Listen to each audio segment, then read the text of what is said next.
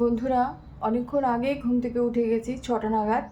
কারণ আজকের দিনটা বাপির ডিসচার্জ করার কথা রয়েছে, একটু বেটার রয়েছে, যেহেতু অনেকটাই বয়স, একটা তো চাপের ব্যাপার রয়েছে।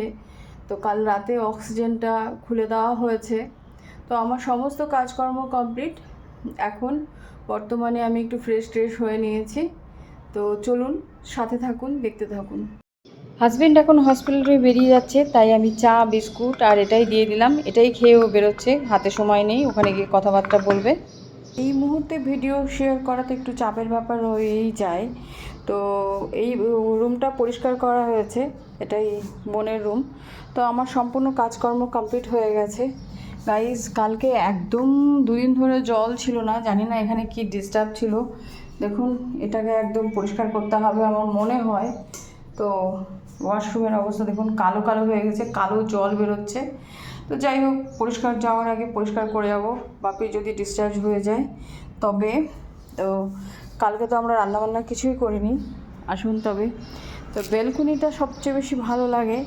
এখানে মন খারাপ হলে পরেও এই যে NH-31 একদম চোখের সামনে 2-3 মিনিটের রাস্তা, আর এই যে আমাদের বেলকুনি দেখুন, অনেকটাই স্পেস জুড়ে রয়েছে। গাছপালা কোনো কিছু রাখি না, কারণ যেহেতু আমরা থাকি না, তো সেগুলো দেখাশোনা করবে কে? ফালতু গাছ রেখে আর নষ্ট অযত্নে মানে মারা যাবে গাছ, এই জন্য আমরা এখানে কিছু রাখি না।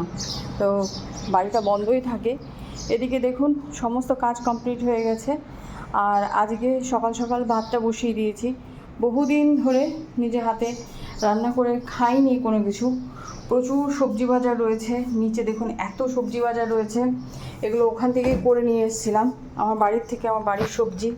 আর এই যে দেখুন, ফ্রিজ ভর্তি খাওয়ার, কিন্তু রান্না করার মন মানসিকতা নেই একদম। এগুলো দেখা যাক কী হয়। বাপি যদি এখানে থাকে তাহলে তো বেটার, আর না থাকলে কিছু করার নেই, যে উনি যেখানে বলবে সেখানেই নিয়ে যাব। যেহেতু বয়সটা একটু বেশি, এখানে থাকলে সুবিধা হয়, কিন্তু ওনাকে কে বোঝাবে? বোঝানোর ক্ষমতা নিয়ে আমাদের, যেটা বলবে আমরা সেটাই করি। তো এইভাবেই আমরা করার চেষ্টা করব।